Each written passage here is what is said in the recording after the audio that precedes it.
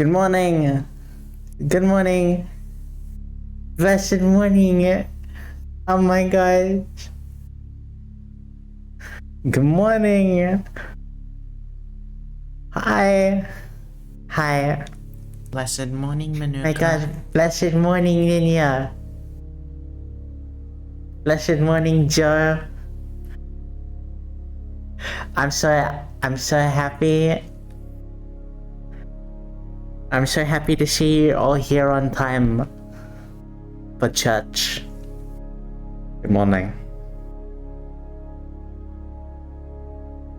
I want to pray. Well, you've come to the right place.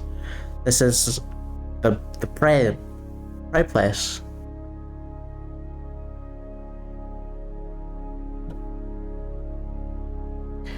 Who remembers what happened last time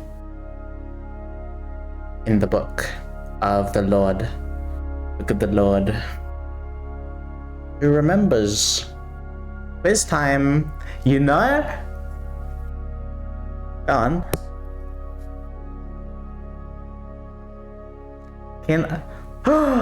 Such a language in the house of the Lord.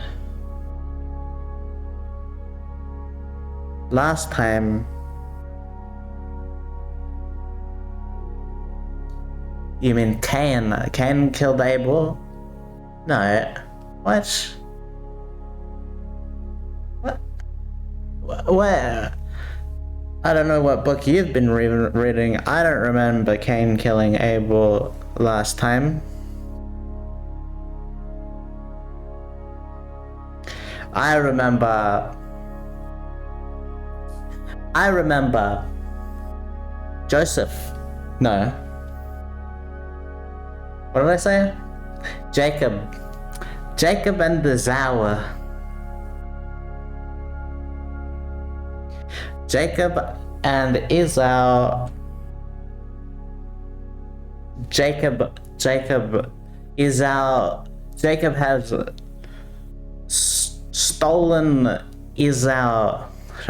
procured Esau's birthright for a delicious meal. Why don't we read the last chapter? Remind ourselves where we are.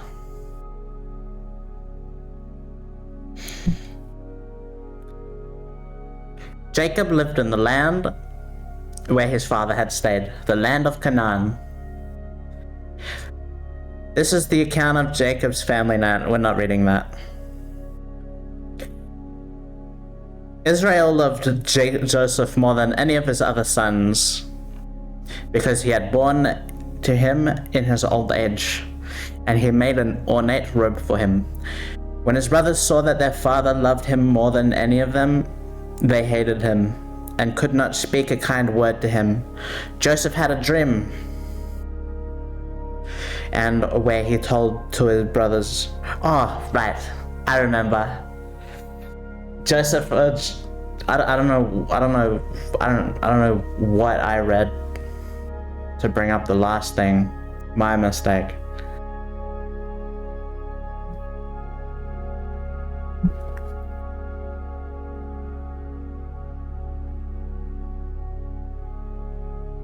He had a dream that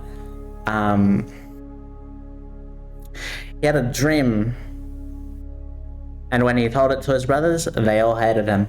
His brothers. He claimed to have dreams from the Lord, and his sons grew jealous. He said, we were binding sheaves of grain out in the field, when suddenly my sheaf rose and stood upright. While your sheaves gathered around mine and bowed down to it, his brothers said to him,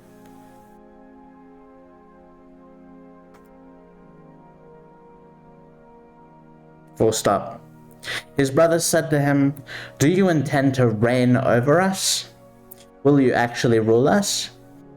And they hated him all the more because of his dream and what he said.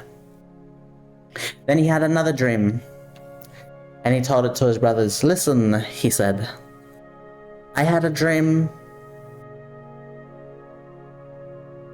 And this time, the sun and the moon and the 11 stars were bowing down to me. When he told his father as well as his brothers, his father rebuked him and said, "What is this dream you had? Will your mother and I and your brothers actually come to bow down to the ground before you?" His brothers were jealous of him, but his father kept the matter in mind. Now his brothers had gone to graze their father's flocks near Shechem, and Israel said to Joseph, "As you know, your brothers are grazing the flocks near Shechem. Come, I am going to send you to them." "Very well," he replied. So he said to him, "Go and see if all is well with your brothers and with the flocks, and bring word back to me." Then he sent him off to the valley of Hebron. When Joseph arrived at Shechem, a man found him wandering around in the fields and asked him, "What are you looking for?" He replied, "I am looking for my brothers." "Can you tell me where they are grazing their flocks?" "They have moved on from here," the man answered.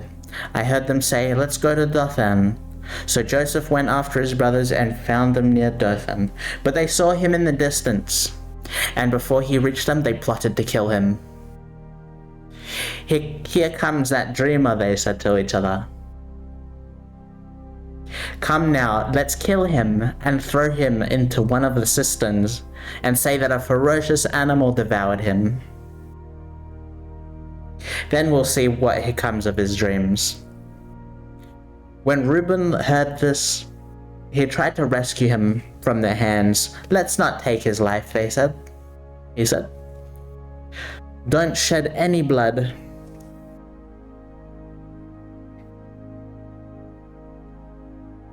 Throw him into the cistern here in the wilderness, but don't lay a hand on him." Reuben said this to rescue him from them and take him back to his father. So when Joseph came to his brothers, they stripped him of his robe, the ornate robe he was wearing. And they took him and threw him into the cistern. The cistern was empty. There was no water in it. As they sat down to eat their meal, they looked up and saw a caravan of Ishmaelites coming from Gilead. Their camels were loaded with spices, balm, and myrrh, and they were on their way to take them down to Egypt. Judah said to his brothers, "What will we gain if we kill our brother and cover up his blood? Come, let's sell him to the Ishmaelites and not lay our hands on him after all. He is our brother, our own flesh and blood."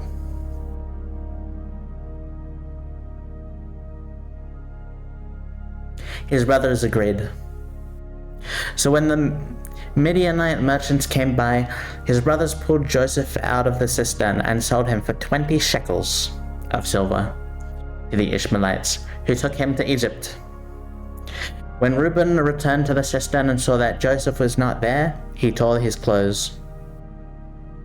He went back to his brothers and said, "The boy isn't there. Where can I turn now?"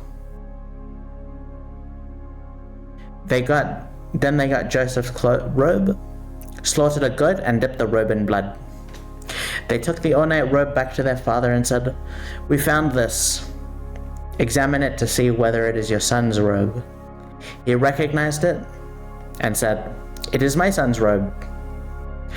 Some ferocious animal has devoured him. Joseph had surely been torn to pieces."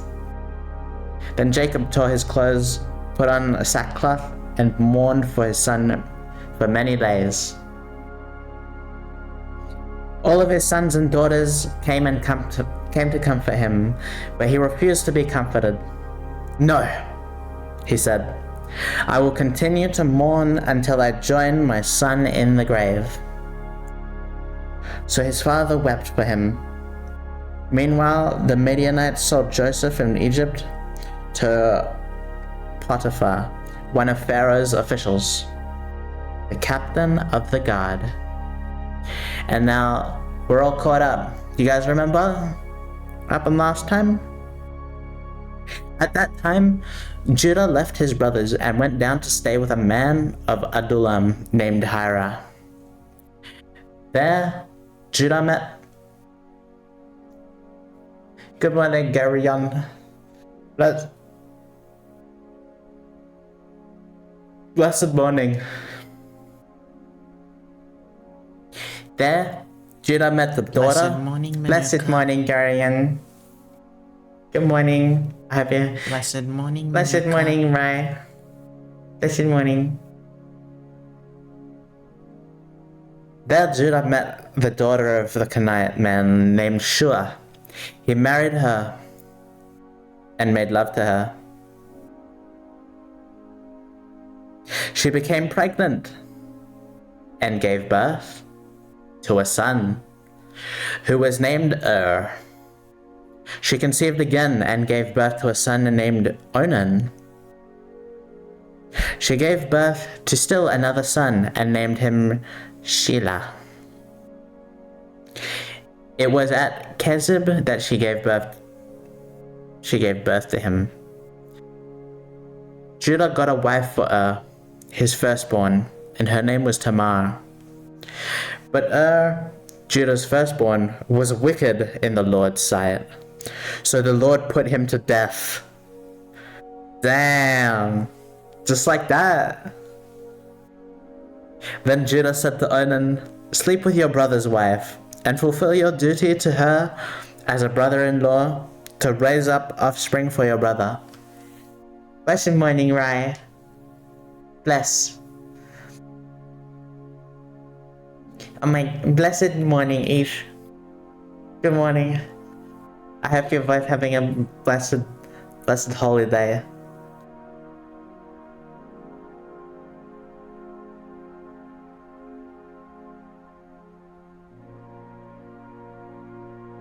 Sleep with your brother's wife. What?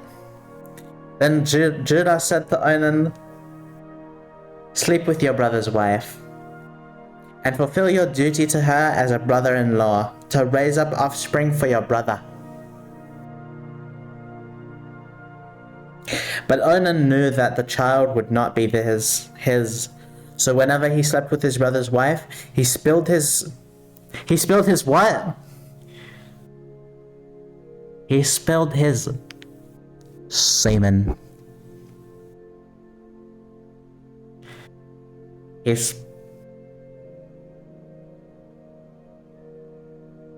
On the ground. He spilled his semen on the ground to keep from providing offspring for his brother. Huh?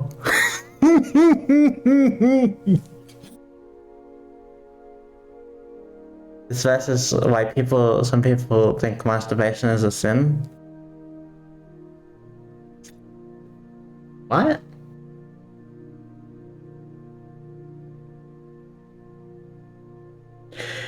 What he did was wicked in the Lord's sight, so the Lord put him to death also. Oh, I see.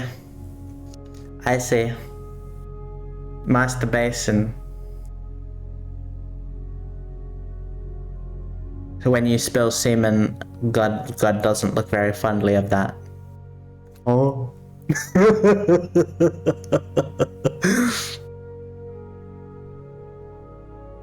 When Judah then said to his daughter-in-law Tamar, "Live as a widow in your father's household until my son Shelah grows up," for he thought, "He may die too, just like his brothers." So Tamar went to live in her father's household. After a long time, Judah's wife, the daughter of Shua, died. When Judah had recovered from his grief, he went up to Timnah, to the men who were shearing his sheep, and his friend Hira the Adullamite went to him. When Tamar was told,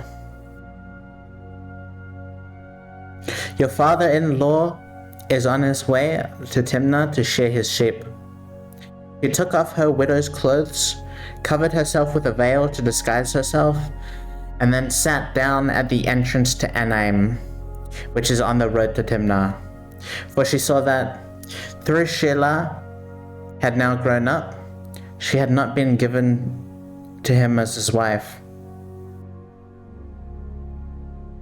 When Judah saw her, he thought she was a prostitute, for she had covered her face.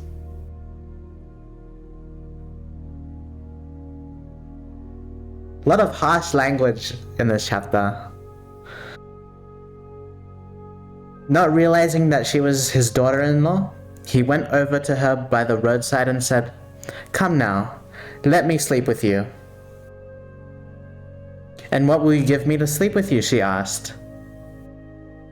"I'll send you a young goat from my flock," he said. "Will you give me something as a pledge until you send it?" she asked. He said, "What pledge should I give you?" "Your seal and its cord, and the staff in your hands," she answered. So he gave them to her and slept with her, and she became pregnant by him. After she left, she took off her veil and put on her widow's clothes again. Meanwhile, Judah sent the young goat by his friend the Adullamite in order to get his pledge back from the woman. He did not find her. Mouse and baked beans. Oh my gosh. Oops. Who's that? Salvador PS56. Good morning. I hope you're having a blessed morning.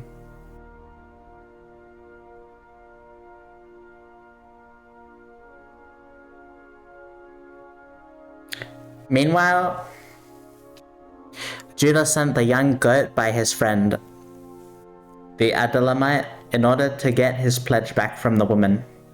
But he did not find her.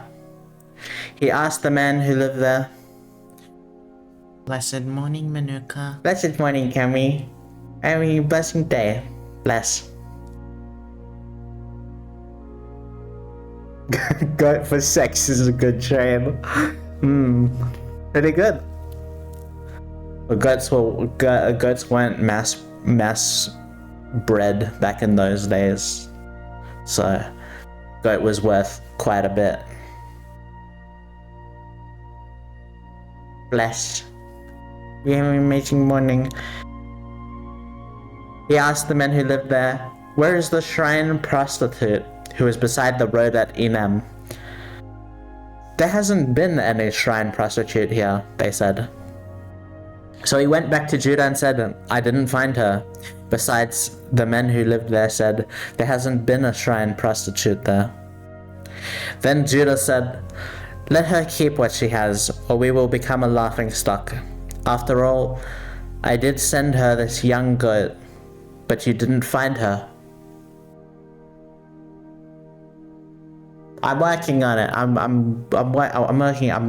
working on it, emote.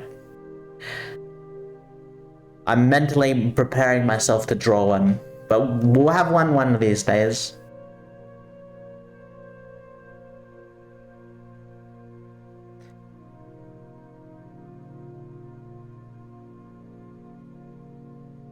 About 3 months later, Judah was told, "Your daughter-in-law Tamar is guilty of prostitution, and as a result, she is now pregnant," Judah said. "Bring her out and have her burned to death." As she was brought out, she sent a message to her father-in-law. "I am pregnant by the man who owns these." And she said, and she added, See if you recognize whose seal and cord and the staff these are." Judah recognized them and said, "She is more righteous than I, since I wouldn't give her to my son Shelah, and he did not sleep with her again." What? When the time came for her to give birth, there were twin boys in her womb. As she was giving birth, one of them put out his hand.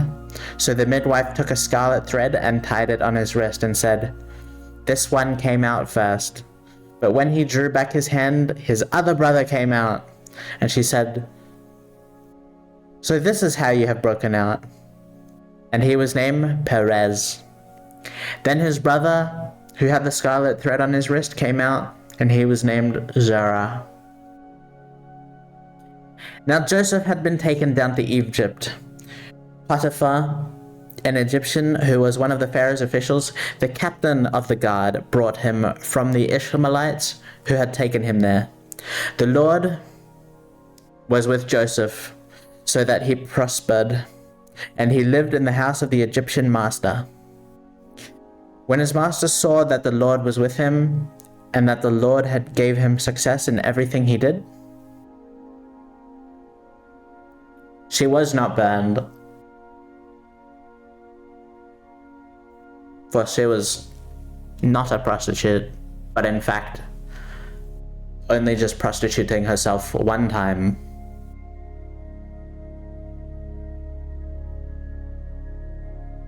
Joseph found favor in his eyes and became his attendant. Potiphar put him in charge of his household, and he entrusted to his care everything he owned. From the time he put him in charge of his household and of all that he owned, the Lord blessed the household of the Egyptian because of the Joseph. The blessing of the Lord was on everything that Potiphar had, both in the house and in the field. Excuse me. Blessed morning, Manuka. Blessed morning, Massive Guna. 42. Good morning. So the Potiphar left everything he had to Joseph's care. With Joseph in charge, he did not concern himself with anything except the food he ate. Now Joseph was well built and handsome. And after a while, his master's wife took notice of Joseph and said, "Come to bed with me." But he refused. "With me in charge," he told her, "my master does not concern himself with anything in the house. Everything he owns he has entrusted to my care. No one is greater in this house than I am. My master has withheld nothing from me except you, because you are his wife. How then could I do such a wicked thing and sin against God?" And though she spoke to Joseph day after day, he refused to go to bed with her, or even be with her. One day he went into the house to attend to his duties, and none of the household servants were inside. She caught him by his cloak and said, "Come to bed with me." But he left his cloak in her hand and ran out of the house.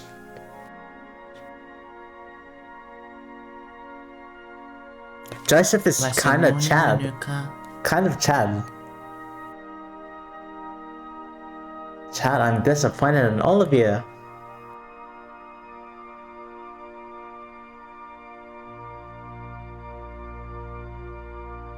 Good morning, Iasatoka. Good morning.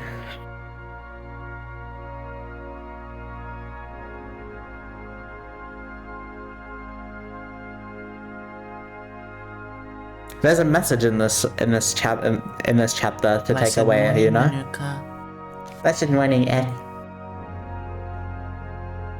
There's a message.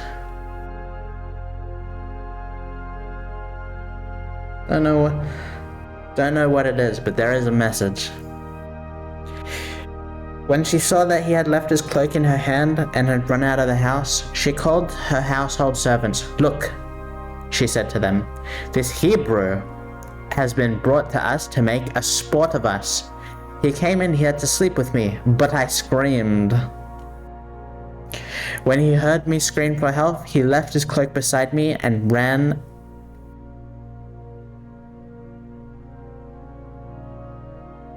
out of the house. She kept his cloak beside her until his master came home. Then she told him the story. That Hebrew slave you brought us came to me to make sport of me." This is terrible.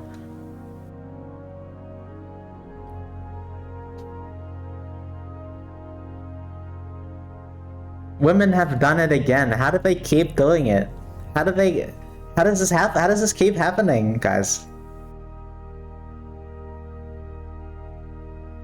I don't, I don't know.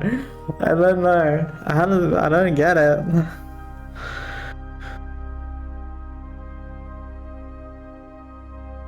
But as soon as I screamed for help, he left his cloak beside me and ran out of the house. When his master heard the story, his wife told him, saying, "This is how your slave treated me." He burned with anger. Joseph's master took him and put him in prison, the place where the king's prisoners were confined. But while Joseph was there in prison, the Lord was with him. The sheath was a rare commodity back in the day? What does that mean?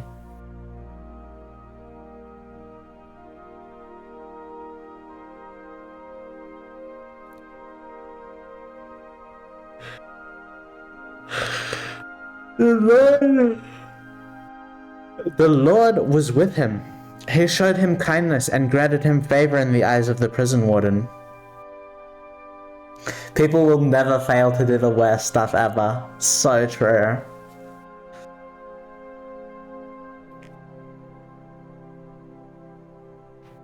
If there's something to take out of the Bible, it's the values. It's the values that it brings. Even if you don't believe, the values that it brings are worth holding on to. When your opportunity to sleep with your master's wife arises, don't do it. Stay righteous and true. Just don't do it. Don't do weird, wicked things.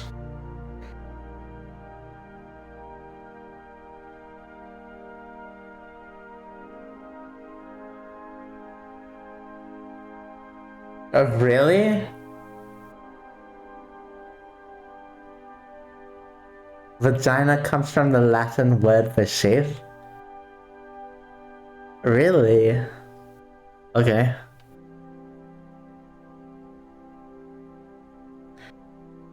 So the warden put Joseph in charge of all those held in the prison, and he was made responsible for all that was done there. The warden paid no attention to anything under Joseph's care, because the Lord was with Joseph and gave him success in whatever he did. Sometime later, the cupbearer and the baker of the king of Egypt offended their master, the king of Egypt. Pharaoh was angry with his two officials, the chief cupbearer and the chief baker, and put them in custody in the house of the captain of the guard, in the same prison where Joseph was confined. The captain of the guard assigned them to Joseph, and he attended them. After they had been in custody for some time, each of the two men, the cupbearer and the baker of the king of Egypt, who were being held in prison, after a dream the same night, had a dream the same night. And each dream had a meaning of its own. When Joseph came to them in the next morning, he saw that they were dejected. So he asked Pharaoh's officials who were in custody with him in his master's house, "Why do you look so sad today?" "We both had dreams," they answered, "but there is no one to interpret them." When Joseph said to them, "Do not interpretations belong to God? Tell me your dreams." So the chief cupbearer told Joseph his dream. He said to him, "In my dream I saw a vine in front of me, and on the vine were 3 branches. As soon as it budded, it blossomed, and its clusters ripened into grapes. Pharaoh's cup was in my hand, and I took the grapes, squeezed them into Pharaoh's cup, and put the cup in his hand." "This is what it means," Joseph said to him. "The 3 branches are 3 days. Within 3 days, Pharaoh will lift up your head and restore you to your position, and you will put Pharaoh's cup in his hand, just as you used to do when you were his cupbearer. He loves his job so much he dreams of putting the cup in his hands and giving him juices. Whining.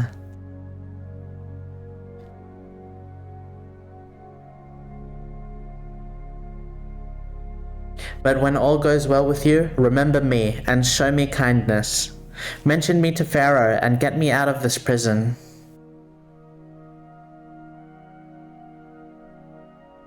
I was forcibly carried off from the land of the Hebrews, and even here I have done nothing to deserve being put in a dungeon. When the chief baker saw that Joseph had given a favorable interpretation, he said to Joseph, I too had a dream. On my head were 3 baskets of bread. I know where this is going.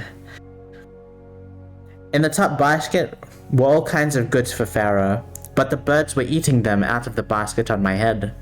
This is what it means, Joseph said. 3 baskets are 3 days. Ooh. Within 3 days, Pharaoh will lift off your head and impale your body on a pole, and the birds will eat away your flesh. Now the 3rd day was Pharaoh's birthday, and he gave a feast for all his officials. He lifted up the heads of the chief cupbearer and the chief baker in the presence of his officials. He restored the chief cupbearer to his position, so that he once again put the cup in Pharaoh's hand. He restored the chief cupbearer to his position, so that he once again put the cup into Pharaoh's hand. But he impaled the chief baker, just as Joseph had said to them in his interpretation. The chief cupbearer, however, did not remember Joseph. He forgot him. Man, when 2 full years had passed, Pharaoh had a dream. He was standing in denial. When out of the river there came up 7 cows, sleek and fat, and they grazed among the reeds.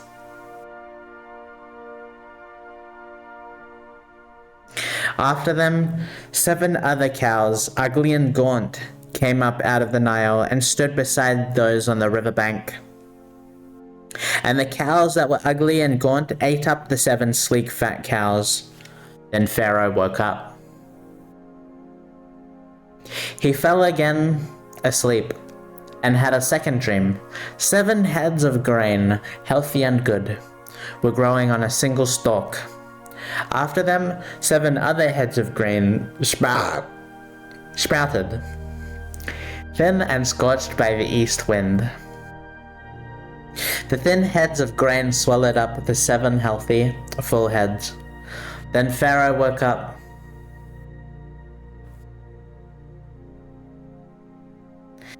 It had been a dream. In the morning, his mind was troubled, so he sent for all the magicians and wise men of Egypt. Pharaoh told them his dreams, but no one could interpret them for him. Then the chief cupbearer said to Pharaoh, Today I am reminded of my shortcomings.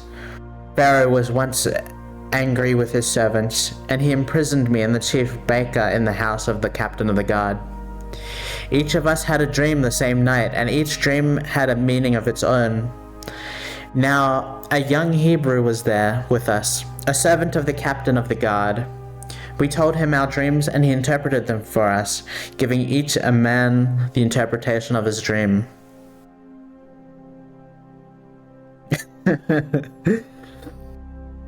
And things turned out exactly as he interpreted them to us. I was restored to my position, and the other man was impaled. So Pharaoh sent for Joseph, and he was quickly brought from the dungeon. When he had shaved and changed his clothes, he came before Pharaoh. They should collect all the food of these good years that are coming, and store up the grain under the authority of Pharaoh, to be kept in the cities for food. The food should be held in reserve for the country, to be used during the 7 years of famine that will come upon Egypt, so that the country may not be ruined by famine. The plan seemed good to Pharaoh and to all his officials, so Pharaoh asked them, "Can we find anyone like this man, one in whom is the Spirit of God?" Then Pharaoh said to Joseph, "Since God has made all this known to you, there is no one so discerning and wise as you. You shall be in charge of my palace, and all my people are to submit to your orders. Only with respect to the throne will I be greater than you."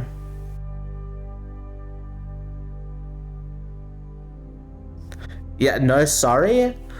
No sorry, I accidentally locked you up in prison for 2 years?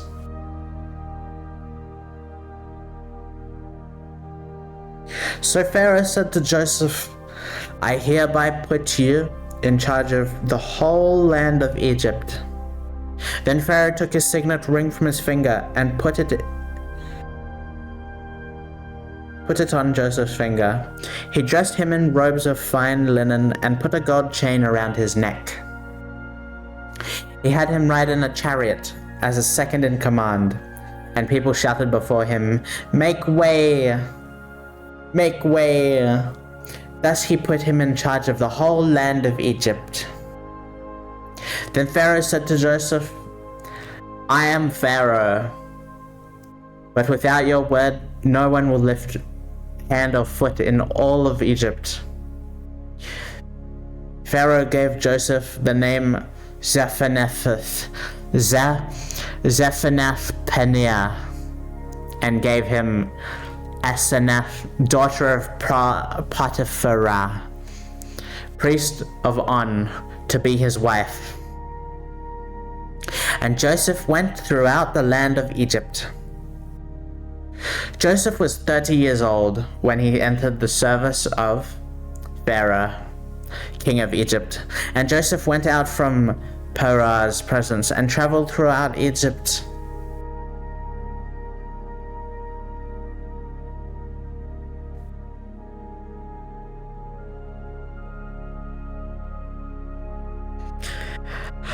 I lost my place. Very easy to lose your place, this book. So many words.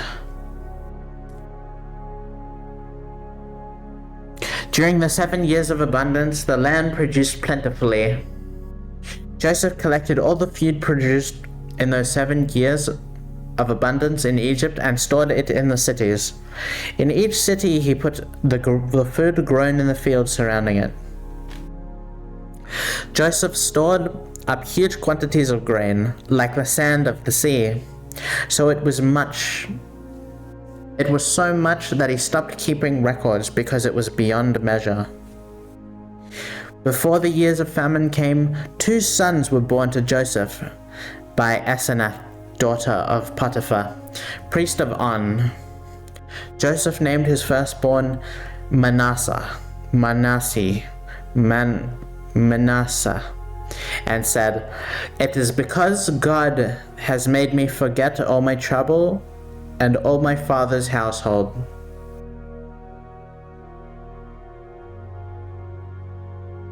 Okay. The second son he named Ephraim and said, "It is because God has made me fruitful in the land of my suffering." The 7 years of abundance in Egypt came to an end, and the 7 years of famine began, just as Joseph had said. There was famine in all the other lands, but in the whole land of Egypt, there was food. When all Egypt began to feel the famine, the people cried to Pharaoh for food. Then Pharaoh told all the Egyptians, "Go to Joseph and do what he tells you." When the famine had spread over the whole country, Joseph opened all the storehouses and sold grain to the Egyptians, for the famine was severe throughout Egypt. And all the world came to Egypt to buy grain from Joseph, because the famine was severe everywhere. When Jacob learned that there was grain in Egypt, he said to his sons, "Why do you keep looking at each other?" He continued, "I have heard that there is grain in Egypt. Go down there and buy some for us, so that we may live and not die." Then 10 of Joseph's brothers went down to buy grain from Egypt. But Jacob did not send Benjamin, Joseph's brother, with the others, because he was afraid that harm might come to him. So Israel's sons were among those who went to buy grain, for there was famine in the land of Canaan also. Now Joseph was the governor of the land, the person who sold grain to all of his peoples. So when Joseph's brothers arrived, they bowed down to him with their faces on the ground. As soon as Joseph saw his brothers, he recognized them. But he pretended to be a stranger and spoke harshly to them. "Where do you come from?" he asked. "From the land of Canaan," they replied, "to buy food." Although Joseph recognized his brothers, they did not recognize him. Then he remembered his dreams about them and said to them, "You are spies! You have come to see where our land is unprotected." "No, my lord," they answered.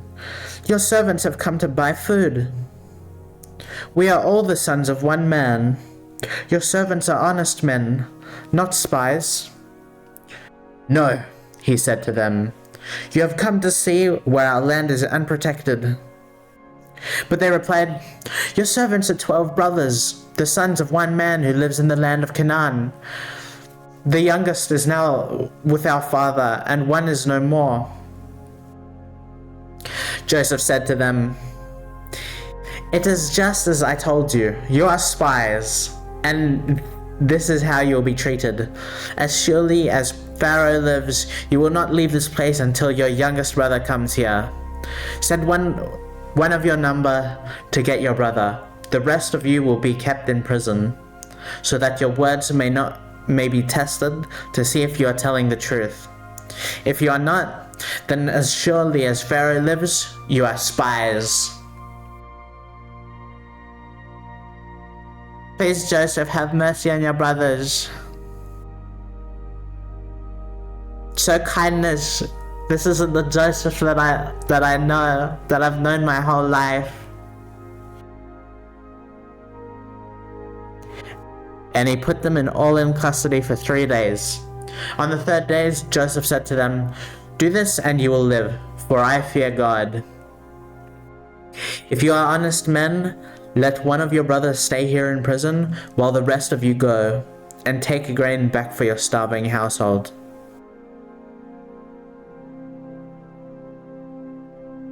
But you must bring your youngest brother to me, so that your words may be verified, and that you may not die." This they proceeded to do. They said to one another, "Surely we are being punished because of our brother. We saw how distressed he was when he pleaded with us for his life, but he would not listen. That's why this distress has come on us." Reuben replied, "Didn't I tell you not to sin against the boy? But you wouldn't listen. Now we must give an according for his blood." They did not realize that Joseph could understand them, since he was using an interpreter. He turned them away and began to weep, but then came back and spoke to them again. He had Simeon taken from them and bound before their eyes. Joseph gave orders to fill their bags with grain, to put each man's silver back in a sack, and to give them provisions for their journey. After this was done for them, they loaded their grain on their donkeys and left. At the place where they stopped for the night, one of them opened his sack to get food for his donkey, and saw his silver in the mouth of his sack. "My silver has been returned," he said to his brothers. "Here it is in my sack." Their hearts sank, and they turned to each other trembling and said, "What is this that God has done for us?" When they came to their father Jacob in the land of Canaan, they told him all that had happened to them. They said, The man who is the Lord over the land spoke harshly to us and treated us as though we were spying on the land. But we said to him, 'We are honest men, not spies. We were 12 brothers, sons of one father. One is no more, and the youngest is now with our father in Canaan.' Then the man who is Lord over the land said to us, 'This is how I will know whether you are honest men. Leave one of your brothers here with me, and take food for your starving households and go. But bring your youngest brother to me, so I know that you are not spies, but honest men. Then I will give your brothers back to you, and you can trade in the land.' As they were emptying their sacks, there in each man's sack was his pouch of silver. When they and their father saw the money pouches, they were frightened. Their father Jacob said to them, 'You have deprived me of my children. Joseph is no more, and Simeon is no more. And now you want to take Benjamin? Everything is against me.' Then Reuben said to his father, 'You may put both of my sons to death if I do not bring him back to you. Entrust him to my care, and I will bring him back.' But Jacob said, 'My son will not go down there with you. His brother is dead, and he is the only one left. If harm comes to him on the journey you are taking, you will bring my gray head down to the grave tomorrow, in sorrow.' Now the famine was still severe in the land, so when they had eaten all the grain they had brought from Egypt, their father said to them, 'Go back and buy us a little more food.' But Judah said to them, 'The man warned us solemnly, "You will not see my face again unless your brother is with you. If you will send our brother along with us, we will go down and buy food for you. But if you will not send him, we will not go down." Because the man said to us, "You will not see my face again unless your brother is with you." Israel asked, "Why did you bring this trouble on me by telling the man you had a brother?"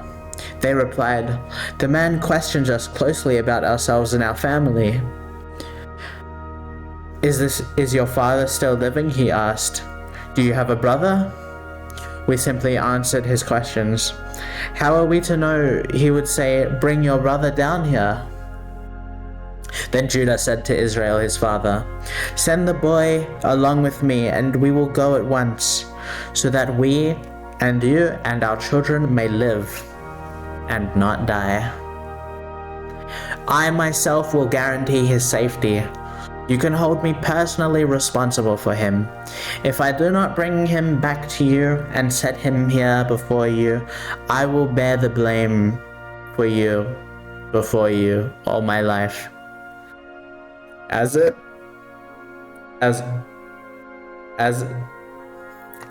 is, if we are not delayed,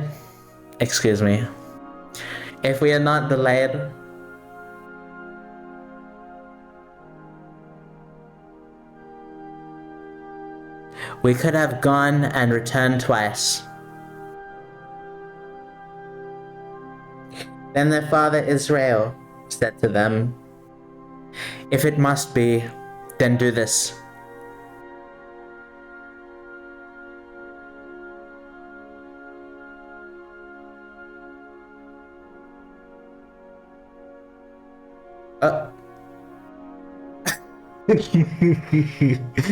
What happened?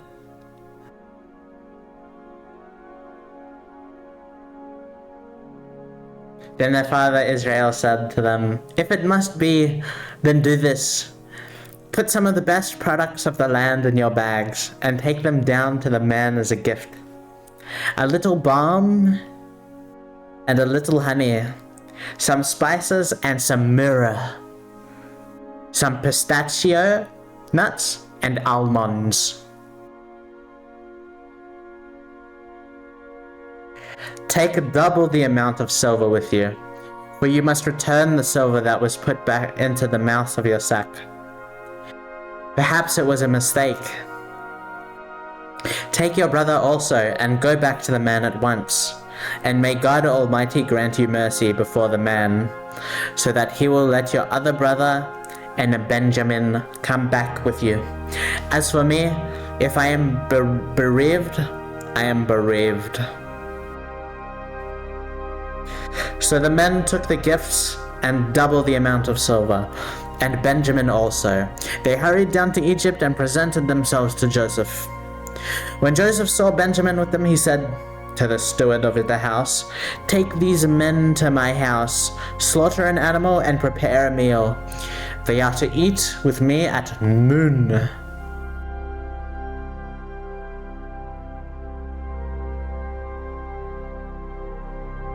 The man did as Joseph told him, and took the men to Joseph's house. Now the men were frightened when they were taken to his house. They thought, "We were brought here because of the silver that was put back into our sacks the first time. He wanted to attack us and overpower us and seize us as slaves and take our donkeys." So they went up to Joseph's steward and spoke to him at the entrance of the house. "We beg your pardon, our lord," they said. "We came down here the first time to buy food. But at the place where we stopped for the night, we opened our sacks, and each of us found his silver, the extra weight, in the mouth of the sack. So we have brought it back with us. We have also brought additional silver with us to buy food. We don't know who put our silver in our sacks." "It's all right," he said. "Do not be afraid. Your God, the God of your father, has given you treasure in your sacks. I received your silver." Then he brought Simeon out to them.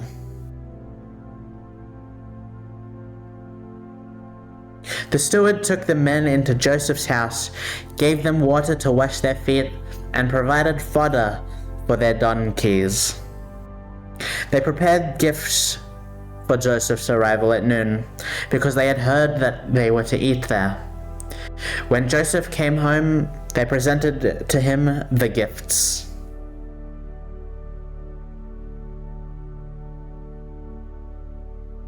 They had brought into the house, and they bowed down before him to the ground.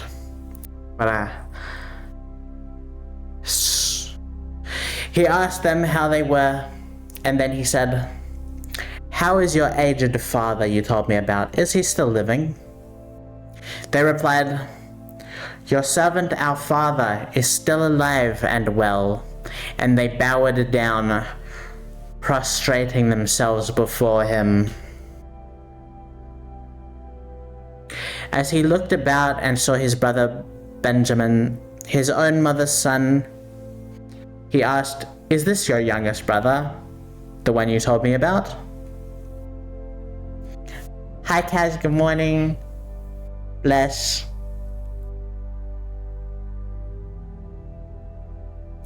"God be gracious to you, my son," he said. Deeply moved at the sight of his brother, Joseph hurried out and looked for a place to weep. He went to his private room and wept there. After he washed his face, he came out and, controlling himself, said, "Clap, clap, serve the food." They served him by himself, the brothers by themselves, and the Egyptians who ate with him by themselves, because Egyptians could not eat with Hebrews, for that it is detestable to Egyptians. The men had been seated before him in the order of their ages, from the firstborn to the youngest, and they looked at each other in astonishment. So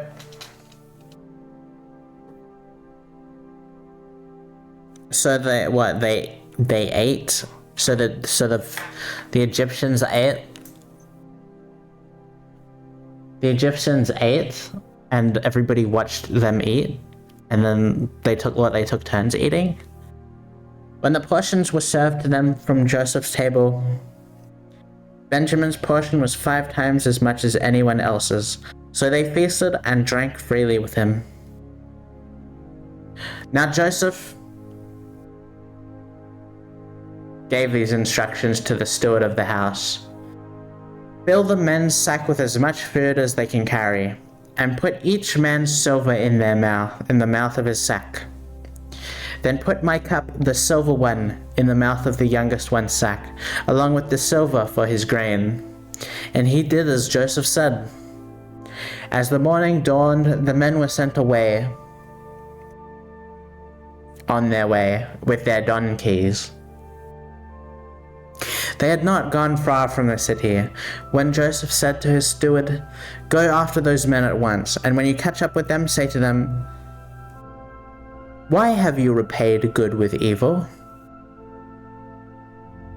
Isn't this the cup from my master drinks from, and also uses for divination? This is a wicked thing you have done.'" That's terrible. You can't frame somebody like that. When he caught up,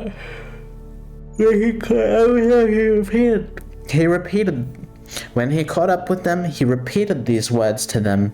But they said to him, "Why does my lord say such things? Far be it from your servants to do anything like that. We even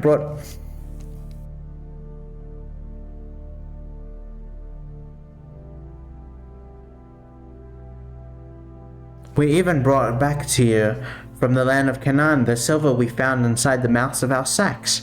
So why did we steal silver or gold from your... Why would we steal silver or gold from your master's house? If any of your servants is found to have it, he will die, and the rest of us will become my lord's slaves." "Very well then," he said, "let it be as you say. Whoever is found to have it will become my slave. The rest of you will be free from blame." Each of them quickly lowered his sack to the ground and opened it. Then the steward proceeded to search, beginning with the oldest and ending with the youngest, and the cup was found in Benjamin's sack. At this, they tore their clothes. They all loaded their donkeys and returned to the city. Joseph was still in the house when Judah and his brothers came in, and they threw themselves to the ground before him. Joseph said to them, "What is this you have done? Don't you know that a man like me can find things out by divination?" "What can we say to my lord?" Judah replied. "What can we say? How can we prove our innocence? God has uncovered your servant's guilt. We are now my lord's slaves, we ourselves, and the one who was found to have the cup." But Joseph said, "Far be it from me to do such a thing. Only the man who was found to have the cup will be my slave. The rest of you go back to your father in peace." Then Judah went up to him and said, "Pardon your servant, my lord. Let me speak a word to my lord. Do not be angry with your servant, though you are equal to Pharaoh himself." My lord asked his servant, "Do you have a father or brother?" And we answered, "We have an aged father, and there is a young son born to him in his old age. His brother died, and he is the only one of his mother's sons left, and his father loves him." Then you said to your servants, "Bring him down to me so that I can see for myself." And we said to my lord, "The boy cannot leave his father. If he leaves him, his father will die." But you told your servants, "Unless your youngest brother comes down with you, you will not see my face again." When we went back to your servant, my father, we told him what my lord had said. Then our father said, "Go back and buy a little more food." But we said, "We cannot go down. Only if our youngest brother is with us, we will go. We cannot see the man's face unless our youngest brother is with us." Your servant My father said to us, "You know that my wife bore me 2 sons. One of them went away from me and I said, he has surely been torn to pieces, and I have not seen him since. If you take this one from me too, and harm comes to him, you will bring my grey head down into the grave in misery. So now, if the boy is not with us when I go back to your servant, my father, and if my father, whose life is closely bound up with the boy's life, sees that the boy's isn't there, he will die. Your servants will bring the grey head of our father down to the grave in sorrow. Your servant guaranteed the boy's safety to my father. I said, if I do not bring him back to you, I will bear the blame before you, my father, all my life. Now then, please let your servant remain here as my lord's slave in place of the boy, and let the boy return with his brothers. How can I go back to my father if the boy is not with me? No. Do not let me see the misery that would come on my father.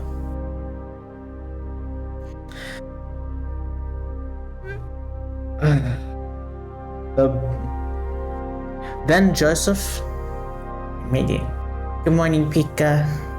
You're a little late. Church has already started, but please take a seat. Then Joseph could no longer control himself before all his attendants, and he cried out, "Have everyone leave my presence. Have everyone leave my presence." So there was no one with Joseph when he made himself known to his brothers. And he wept so loudly that the Egyptians heard him, and Pharaoh's household heard about it. Joseph said to his brothers, "I am Joseph. Is my father still living?" But his brothers were not able to answer him because they were terrified at his presence. Then Joseph said to his brothers, "Come close to me." When they had done so, he said, "I am your brother Joseph, and the one you sold to Egypt. And now, do not be distressed, and do not be angry with yourselves for selling me here, because it was to save lives that God sent me ahead of you." Blessed morning, Manuka. Blessed morning, Catastria. I'm having a wonderful Sunday morning.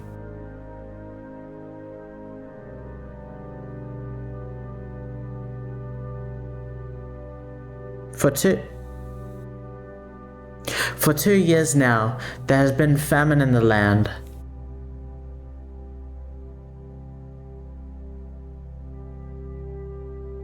For 2 years now, there have been famine in the land, and for the next 5 years, there will be no plowing or reaping. But God sent me ahead of you to preserve for you a remnant on earth, and to save your lives by a great deliverance.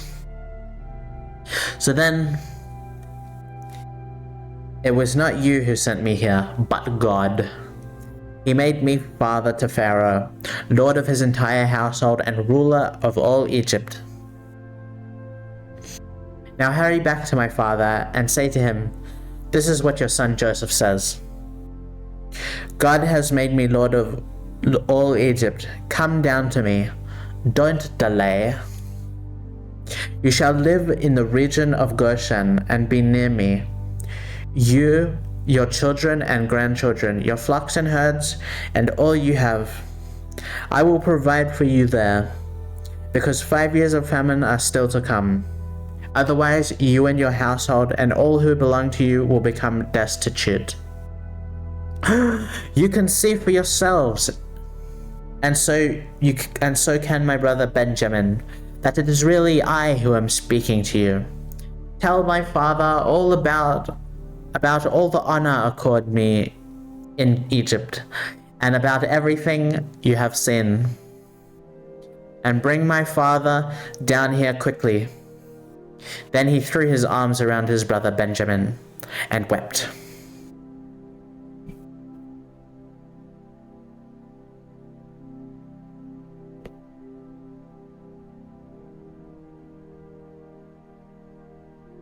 And Benjamin embraced him, weeping.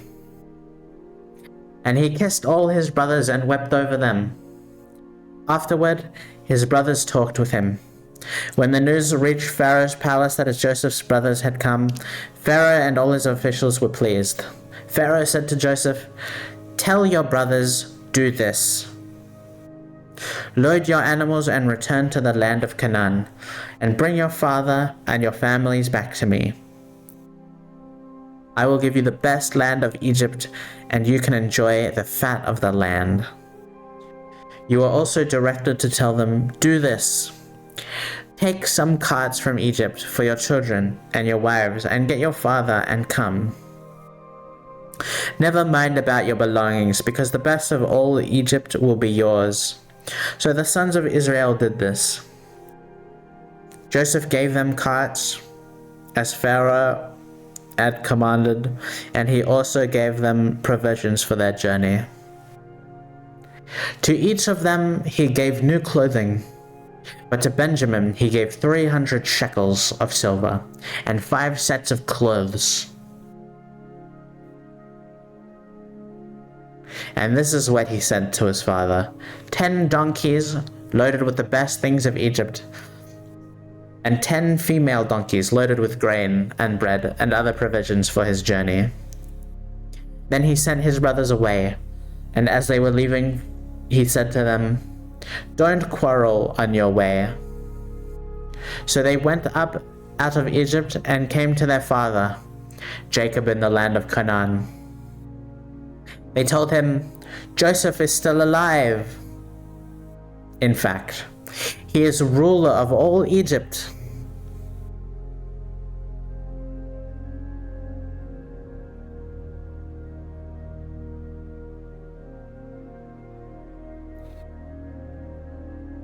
Here, Jacob was stunned. He did not believe them. But when they told him everything Joseph had said to them, and when he saw the carts Joseph had sent to carry him back, the spirit of their father Jacob was revived. And Israel said, "I am convinced. My son Joseph is still alive, and I will go see him before I die." So Israel set out with all that was his. And when he reached Beersheba, he offered sacrifices to the God of his father Isaac. And God spoke to Israel in a vision at night and said, "Jacob, Jacob." "Here I am," he replied. "I am God, the God of your father," he said. "Don't be afraid to go down to Egypt, for I will make you into a great nation there. I will go down to Egypt with you, and I will surely bring you back again, and Joseph's own hand will close your eyes." Then Jacob left Beersheba, and Israel's sons took their father, Jacob, and their children and their wives in the carts that Pharaoh had sent to transport him. Oh, I'm so gassy. Oh my gosh. Excuse me. So Jacob and his offspring went to Egypt, taking with them their livestock and the possessions they had acquired in Canaan. Jacob brought with him to Egypt his sons and grandsons, and his daughters and granddaughters, all his offspring. There are the names of the sons of Israel, Jacob and his descendants, who went to Egypt. Reuben, the firstborn of Jacob, the sons of Reuben, Hanok, Palu, Hezron, and Carmi. The sons of Simeon, Jemiel, Jamin, Ohad, Jachin, Zohar, and Shalala, the son of Kenite woman. The sons of Levi, Gershon, Kathath, and Mirai. The sons of Judith, Onan, Shelah, Perez, and Zerah. But and Oman had died in the land of Canaan. The sons of Perez, Hezron, and Hamor. The sons of Issachar, Talapua, Jeshab, and Shimron. The sons of Zebulun, Sered, Elon, and Jalil. These were the sons of Leah before but Leah bore to Jacob in Padamaran. Besides his daughter Dinah, these sons and daughters of his were 33 in all. The sons of Gad, Zephron, Hagi, Shuni, Ezbon, Arian, Aradi, Areli. The sons of Asher, Imnah, Ishva, Ishvi, and Beriah. Their sister was Sarah. The ones of Beriah, Heba, and Malkiel. These were the children born to Jacob by Zilpah, whom Laban had given to his daughter Leah, 16 in all. The sons of Jacob's wife, Rachel, Joseph, and Benjamin. In Egypt, Manasseh and Ephraim were born to Joseph by Asenath, daughter of Potiphera, priest of On. The sons of Benjamin, Bela, Baker, Asher, Belger, Naaman, Ehi, Rosh, Mapim, Hapim, and Ad. These are the sons of Rachel who were born to Jacob, 14 in all. The son of Dan, Hushim. The son of Naphtali, Jaziel, Guni, Jezla, Shilem. These were the sons born to Jacob by Bilhah, who Laban had given to his daughter Rachel, 7 in all. All those who went to Egypt and Jacob, those who were his direct descendants, not counting his wives, numbered 66 persons. Oops.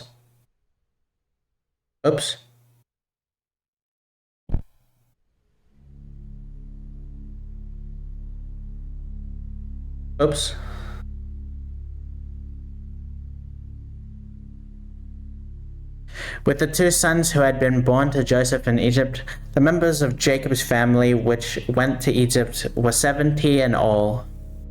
Now Jacob sent Judah ahead of him to Joseph to get directions to Goshen. When they arrived in the region of Goshen, Joseph had his chariot made ready and went to Goshen to meet his father Israel. As soon as Joseph appeared before him, he threw his arms around his father and wept for a long time. Israel said to Joseph, "Now I am ready to die, since I have seen for myself that you are still alive." Then Joseph said to his brothers and to his father's household, "I will go up and speak to Pharaoh and will say to him, 'My brothers and father's household who are living in the land of Canaan have come to me. The men are shepherds and they tend livestock, and they have brought along their flocks and herds and everything they own. When Pharaoh calls you in and asks, "What is your occupation?" you should answer, "Your servants have tended your livestock from our boyhood, just as our fathers did." Then you will be allowed to settle in the region of Goshen, for all shepherds are detestable to the Egyptians. What? Detestable? Isn't that a bad thing? My brothers were living in the Canaan, they have come. The men are shepherds, they tend livestock, and they have brought along their flocks and herd and everything they own. When Pharaoh calls you in, what is your occupation? Your servants have tended livestock from our boyhood. Then you will be allowed to settle in the region of Goshen, for all shepherds are detestable to the Egyptians.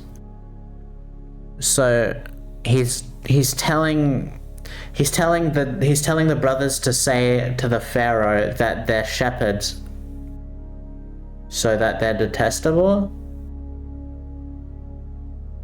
Joseph went and told Pharaoh, "My father and brothers with their flocks and herds and everything they own have come from the land of Canaan, and are now in Goshen. He chose 5 of his brothers and presented them before Pharaoh. Pharaoh asked the brothers, "What is your occupation?" "Your servants are shepherds," they replied to Pharaoh, "just as our fathers were." They also said to him, "We have come to live here for a while, because the famine is severe in Canaan, and your servants' flocks have no pasture. So now, please let your servants settle in Goshen." Pharaoh said to Joseph, "Your father and your brothers have come to you, and the land of Egypt is before you.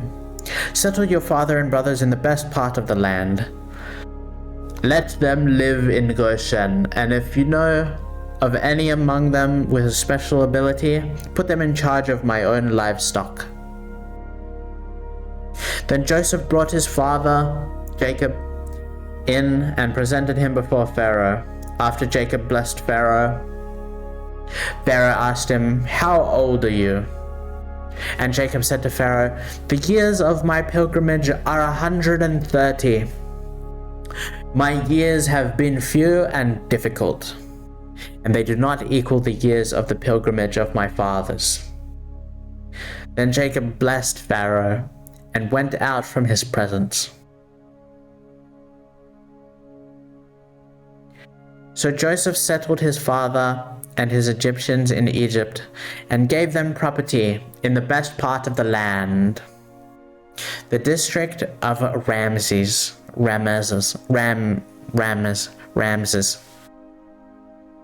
as Pharaoh directed. Joseph also provided his father with his brothers, and all his father's household with food, according to the number of their children. There was no food, however, in the whole region because the famine was severe. Both Egypt and Canaan wasted away because of the famine. Joseph collected all the money that was to be found in Egypt, and Canaan in payment for the grain they were buying, and he brought it to Pharaoh's palace. When the money of the people of Egypt and Canaan was gone, all Egypt came to Joseph and said, "Give us food. Why should we die before your eyes? Our money is gone."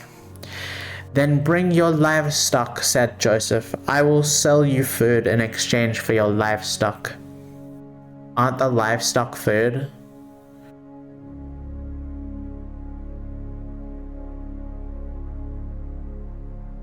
So they brought their livestock to Joseph, and he gave them food in exchange for their horses, their sheep and goats, their cattle and donkeys.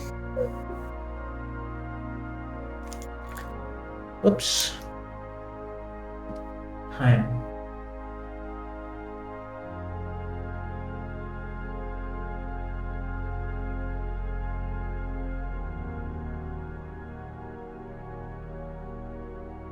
Oh.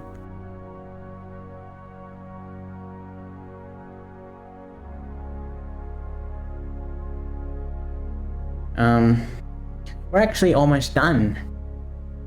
We're almost done with the book of Genesis. Exciting, we finish it today.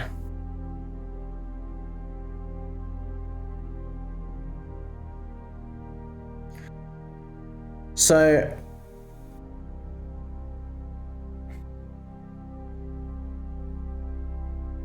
they brought their livestock to Joseph, and he gave them food in exchange for their horses, their sheep and goats, their cattle and their donkeys, and he brought them throughout that year within food in exchange for all their livestock.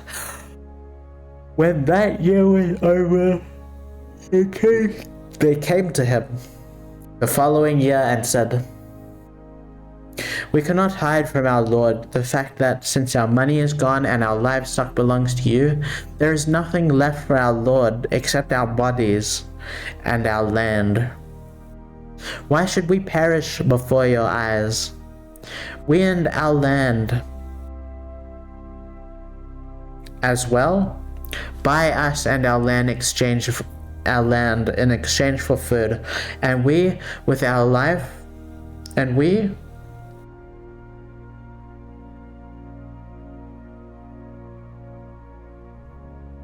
with our land will be in bondage to Pharaoh. Give us seed so that we may live and not die, and that the land may not become desolate. So Joseph brought all the land in Egypt for Pharaoh. The Egyptians, one and all, sold their fields because the famine was too severe for them. The land became Pharaoh's. I was just so excited to spread God's word today.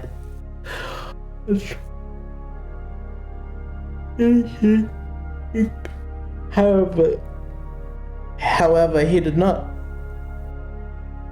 The land became Pharaoh.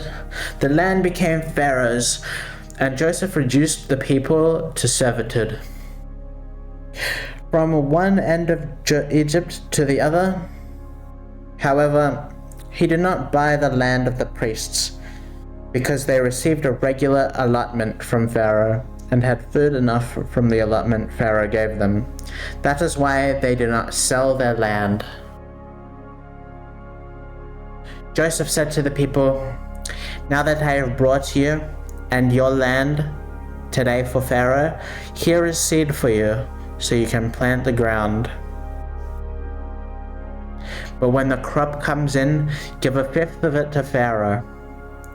The other 4/5 you may keep as seed for the fields, and as food for yourselves, and your household, and your children." "You have saved our lives," they said. "May we find favor in the eyes of our Lord. We will be in bondage to Pharaoh." So he invented taxes.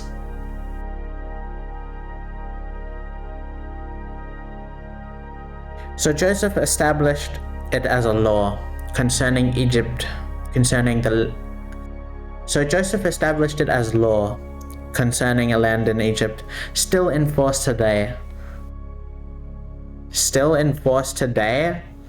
How could the Bible possibly know that? The Bible was written hundreds and thousands of 2025 years ago or something. Yeah, I'm okay. I'm okay.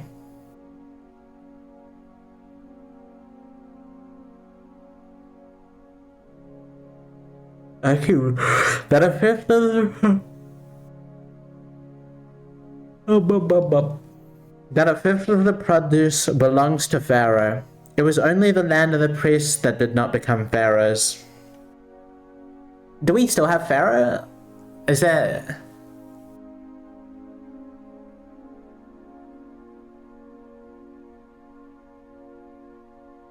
Oh, I see. Is the government in Egypt still a pharaoh?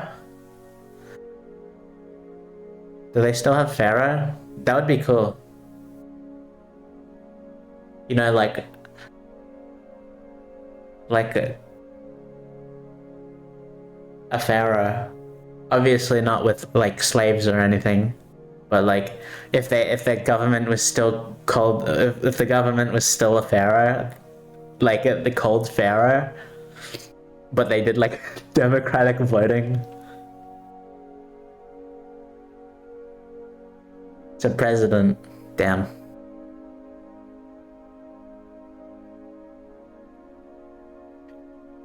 I wonder if it's a meme, like if it's a meme in like Egypt that they refer to the president as pharaoh.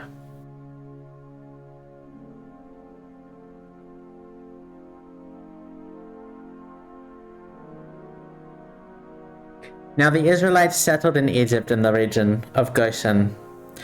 They acquired property there and were fruitful and increased greatly in number. Jacob lived in Egypt. Oh my god. Excuse me.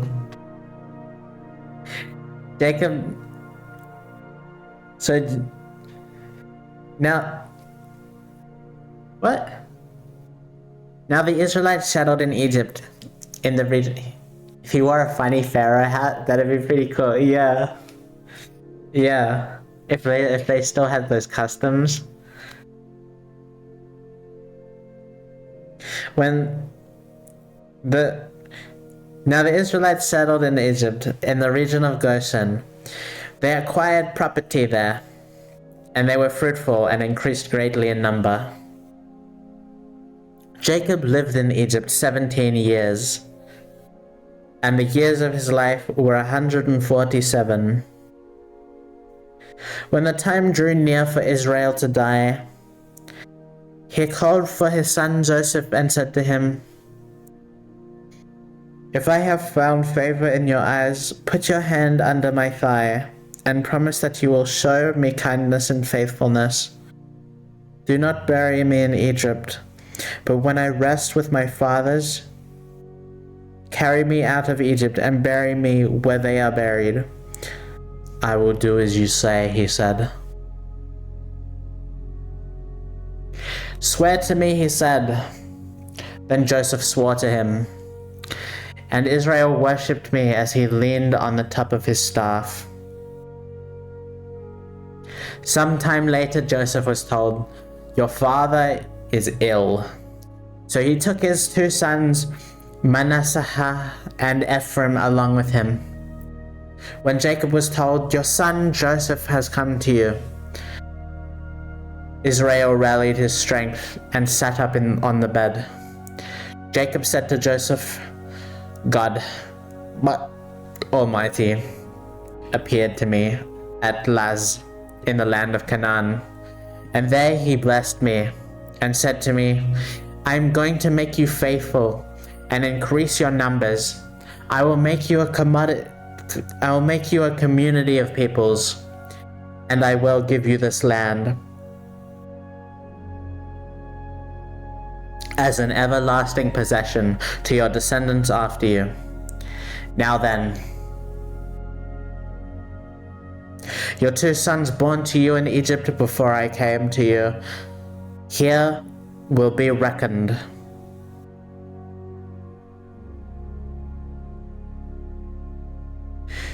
Here will be reckoned as mine. Now then, your sons born to you in Egypt before I came to you, here will be reckoned as mine. Ephraim and Manasseh will be mine, just as Reuben and Simeon are mine. Any children born to you after them will be yours in the territory. They inherit. In the territory they inherit, they will be reckoned under the names of their brothers. As I was returning from Padan, to my sorrow, Rachel died in the land of Canaan, while we were still on the way, a little distance from Ephrath. So I buried her there, besides the road to Ephrath, that is Bethlehem. When Israel saw the sons of Joseph, he asked, "Who are these?" "They are the sons God has given me here," Joseph said to his father. Then Israel said, "Bring them to me so that I may bless them." Now Israel's eyes were failing because of old age, and he could hardly see. So Joseph brought his sons close to him, and his fathers kissed them and embraced them. Israel said to Joseph, "I never expected to see your face again, and now God has allowed me to see your children too." Then Joseph removed them from Israel's knees and bowed down with his face to the ground. And Joseph took both of them, Ephraim on his right. Rose is yum. Yeah. Oh my gosh, Spiky! How do the months go by so quickly? I hope you're having a blessed morning. Thank you for the resub. The church thanks you for the resub. Amen.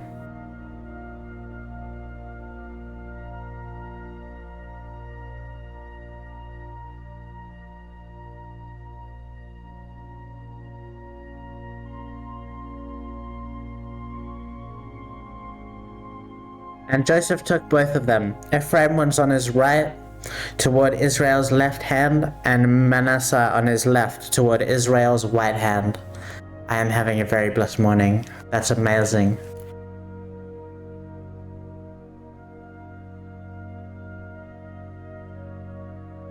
And brought them close to him.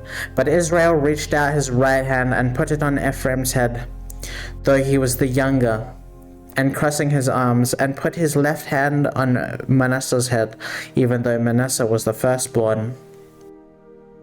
And then he blessed Joseph and said, "May the God before whom my fathers Abraham and Isaac walked faithfully, the God who has been my shepherd all my life to this day, the angel who has delivered me from all harm, may he bless these boys. May they be called by name and the names of my fathers Abraham and Isaac. And may they increase greatly on earth." When Joseph saw his father placing his right hand on Ephraim's head, he was displeased. So he took hold of his father's hand to move it from Ephraim's head to Manasseh's head. Joseph said to him, "No, my father, this one is the firstborn. Put your right hand on his head." But his father refused and said, "I know, my son, I know. He too will become a people, and he too will become great. Nevertheless, his younger brother will be greater than he, and his descendants will become a group of nations." He blessed them that day and said, "In your name will Israel pronounce this blessing. May God make you like Ephraim and Manasseh." So he put Ephraim ahead of Manasseh. Then Israel said to Joseph, "I am about to die, but God will be with you and take you back to the land of your fathers. And to you I give one more ridge of land than to your brothers, the ridge I took from the Amorites with my sword and my bow." Don't remember that part. Then Jacob called for his sons and said, "Gather around me, so I can tell you what will happen to you in days to come. Assemble and listen. Sons of Jacob, listen to your father Israel. Reuben, you are my firstborn, my might, the first sign of my strength, excelling in honor, excelling in power. Turbulent as the waters, you will no longer excel, for you went up onto your father's bed, onto my couch, and defiled it." What? Simeon, what? On my couch and defiled it. What? When did that happen? Simeon and Levi are brothers. Their swords are weapons of violence. Let me not enter their council. Let me not join their assembly, for they have killed men in their anger and hamstrung oxen as they pleased. Cursed be their anger, so fierce, and their fury so cruel. I will scatter them in Jacob and disperse them in Israel. Judah, your brothers will praise you. Your hand will be on the neck of your enemies. Your father's son will bow down to you. You were a lion's cub, Judah.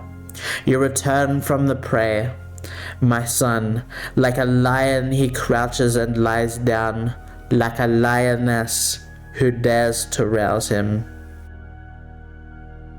The scepter will not depart from Judah, nor the ruler's staff from between his feet, until he to whom it belongs shall come, and the obedience of the nations shall be his. He will tend to his donkey. He will tether his donkey to a vine, his coat to the choicest branch. He will wash his garments in wine, his robes in the blood of grapes. His eyes will be darker than wine, his teeth whiter than milk. Zebulun will live by the seashore and become a haven for ships. His border will extend towards Sidon. Issachar is a raw-boned donkey lying down amongst the sheep pens. When he sees how good his resting place and how pleasant is his land, he will bend his shoulder to the burden and submit to forced labor. Dan will provide justice for his people as one of the tribes of Israel.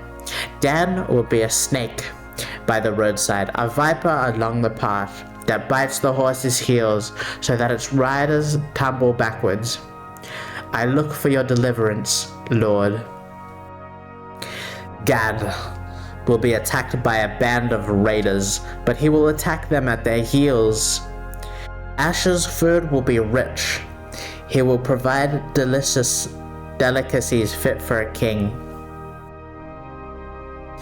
Naphtali is a doe, set free that bears beautiful fawns. Joseph is a fruitful vine near a spring, whose branches climb over a wall. With bitterness archers attacked him. They shot at him with hostility. But his bow remained steady. His strong arms stayed limber.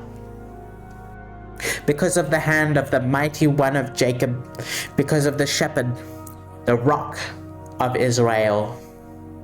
Because of your father's God who helps you, because of the Almighty who blesses you with blessings of the skies above, blessings of the deep springs below, blessings of the breast and womb.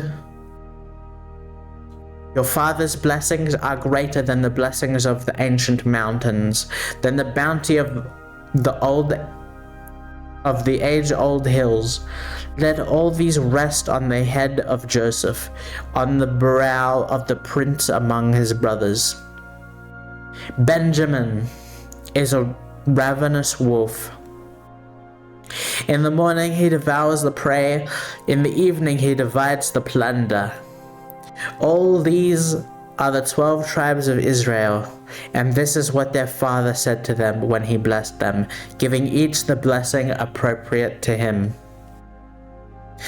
Then he gave them these instructions: I am about to be gathered to my people. Bury me with my fathers in the cave in the field of Ephraim and Hittite, the cave in the field of Machpelah, near Mamre in Canaan, which Abraham brought along with the field as a burial place from Ephron the Hittite.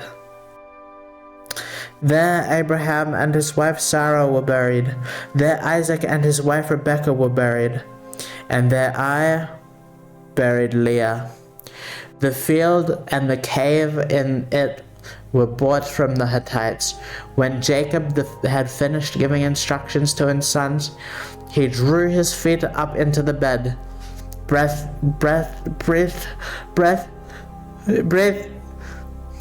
Breathed his last, and he was gathered to his people.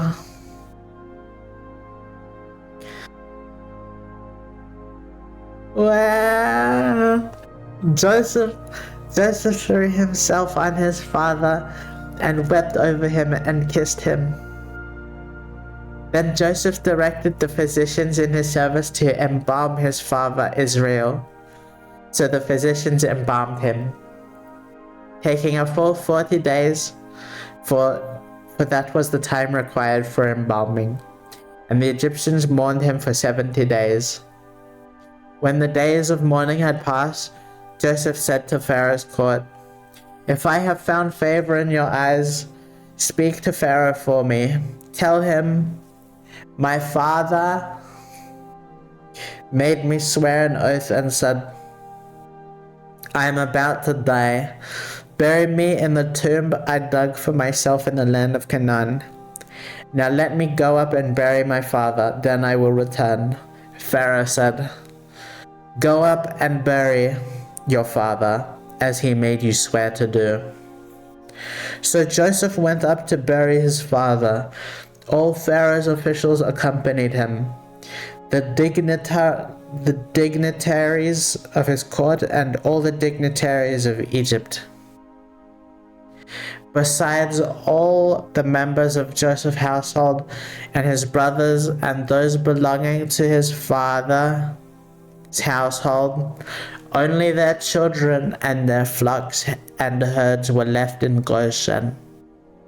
Chariots and horsemen also went up with him. It was a very large company. When they reached the threshing floor of Atad near the Jordan, they lamented loudly and bitterly. And there Joseph observed a 7-day period of mourning for his father. When the Canaanites who lived there saw the mourning at the threshing floor of Atad, they said, The Egyptians are holding a solemn ceremony of mourning. That is why that place near the Jordan is called Abel-Mizraim. So Jacob's son did as he commanded them. He carried him to the land of Canaan and buried him in the cave in the field of Machpelah near Mamre, which Abraham had bought along with the field as a burial place from Ephron the Hittite. After burying his father, Joseph returned to Egypt, together with his brothers and all the others who had gone with him to bury his fathers. When Joseph's brothers saw that their fathers were dead, they said, What if Joseph holds a grudge against us and pays us back for all the wrongs we did to him? So they sent word to Joseph saying, Your father left these instructions before he died. This is what you are saying to Joseph. I ask you to forgive your brothers the sins and the wrongs they committed in treating you so badly. Now please forgive the sins of the servants of the God of your father.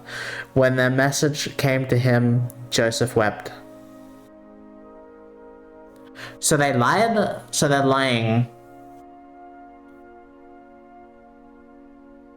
So they're lying. So that at their father's death, they lied to his brother, to the brother. So that's terrible. His brothers came and threw themselves down before him. We are your slaves, they said. But Joseph said to them, Don't be afraid. Am I in the place of God? You intended to harm me, but God intended for good to accomplish what is now being done, the saving of many lives. So then, don't be afraid. I will provide for you and your children. And he reassured them and spoke kindly to them.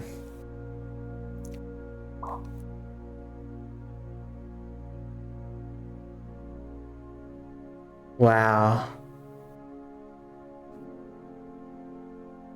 Wow. Guys. Powerful stuff. That chapter, that chapter hit me pretty deep. Blessed morning, Manuka. Blessed morning. Wow. We're done. We're done. We finished one of 66 Bible books. I thought this was the Bible with this was the story. This was the book with with Moses and stuff, with the plagues and stuff. I think that's my favorite story. That's my favorite historical event. Time for the church potluck.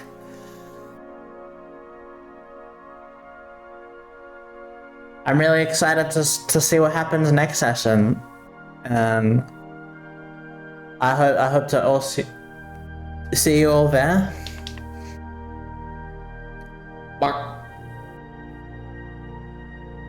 Goodbye, everybody.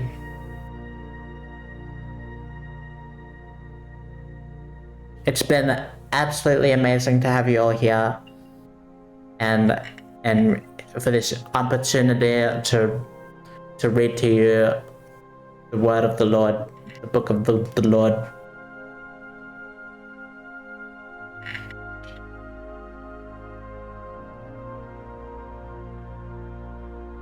Goodbye. Goodbye, Bill. I hope you have a blessed week, amazing week. Goodbye, Ninya. Have an amazing week. Goodbye, Iyasatoka. Have an amazing week. I hope bless God watch over you this week. That you are safe and have a good week.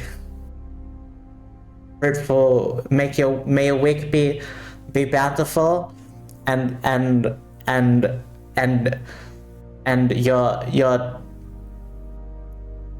your children are numerous as the sand on the earth.